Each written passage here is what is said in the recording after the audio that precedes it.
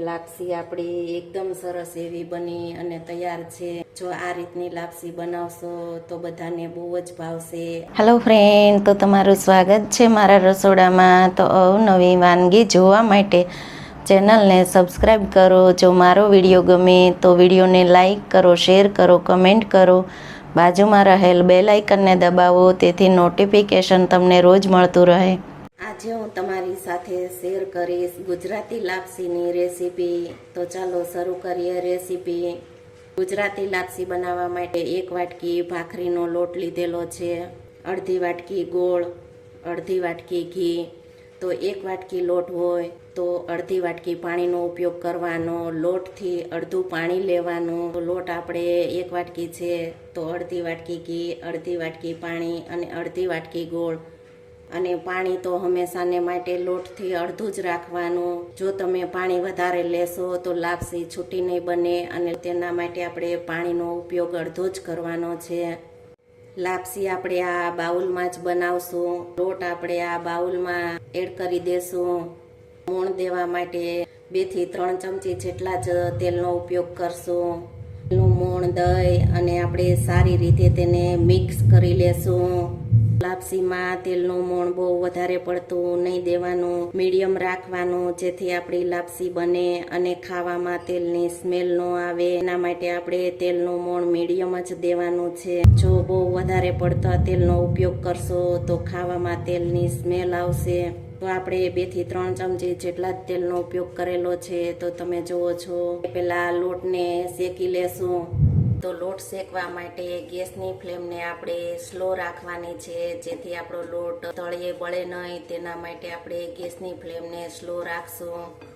તો આ રીતે લોટને આપણે સતત હલાવતા રહેશું, તેથી લોટ આપણો બળે નહીં। લોટને શેકવા માટે જાડા વાસણનો ઉપયોગ કરવાનો। તમે જુઓ છો કે લોટ આપણો એકદમ સારો એવો શેકાઈ ગયો છે। આ 1 વાટકી લોટ શેકવામાં 5 થી 6 મિનિટનો ટાઈમ લાગેલો છે। લોટ શેકાવાની સ્મેલ આવે એટલે લોટ શેકાઈ ગયો। આપણો લોટ એકદમ સારો એવો શેકાઈ અને તૈયાર થઈ ગયો છે। તો આપણે ગેસને બંધ કરી અને લોટને એક વાસણમાં કાઢી લેશું। લાપસીને આપણે ગોળનો પાક લઈ અને તૈયાર કરશું।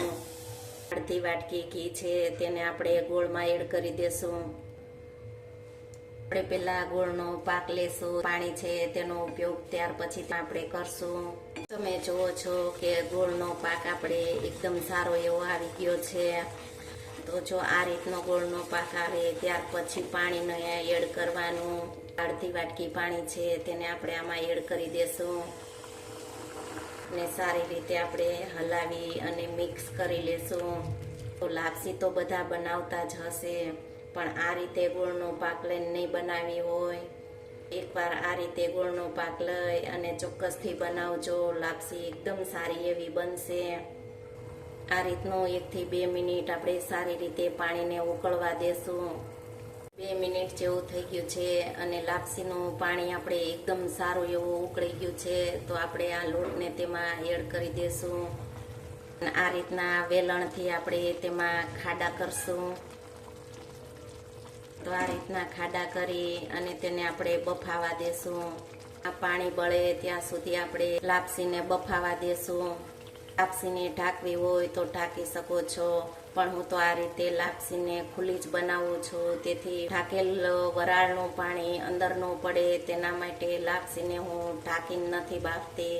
તો આ રીતે ખુલ્લી જ લાપસીને બાફી અને બનાવું છું। કે જે આપણે આ ખાડા કરેલા હતા તેમાંથી પાણી એકદમ સાવ બળી ગયું છે। તો હવે આપણે આ વેલણની મદદથી લાપસીને હલાવશું એટલે એકદમ લાપસી સરસ છૂટી એવી બનશે। તમે જો આ રીતે ક્યારેય લાપસી ન બનાવી હોય તો ચોક્કસથી એકવાર ટ્રાય કરજો અને લાપસી એકદમ સરસ છૂટી એવી બનશે। લાપસીને એકદમ સારી રીતે હલાવી લેશો તેથી તેમાં લમ્સ ન રહે। ગેસને બંધ કરી અને લાપસીને નીચે ઉતારી લેશું। ચમચી આપણે જાયફળ પાવડર લીધેલો છે, જાયફળ પાવડર આપણે લાપસીમાં એડ કરી દેશું। 1 ચપટી ઇલાયચી પાવડરનો ઉપયોગ કરશું। તો ઇલાયચી પાવડર ઓપ્શનલ છે, તો તેને તમે સ્કીપ કરી શકો છો। લાપસીને આપણે પેલા સારી રીતે મિક્સ કરી લેશું। તમે જુઓ છો કે આપણી લાપસી એકદમ સરસ એવી બની અને તૈયાર છે. જો આ રીતની લાપસી બનાવશો તો નાના મોટા બધાને બહુ જ ભાવશે અને ગમે તેટલી બનાવી હશે તોય ઓછી જ પડશે. આપણી લાપસી એકદમ સરસ એવી છૂટી બની અને તૈયાર છે. લાપસીને આપણે સર્વ કરી લેશું. જો તમને લાપસીની રેસીપી ગમે તો વિડીયોને લાઈક, શેર, સબસ્ક્રાઈબ કરજો. બાજુમાં રહેલ બેલ આઇકન દબાવવાનું ભૂલતા નહીં, તેથી નોટિફિકેશન તમને રોજ મળતું રહે. ઉપરથી આપણે જાડું ટોપરાનું ખમણ સ્પ્રિંકલ કરશું અને વરિયાળી પણ સ્પ્રિંકલ કરશું.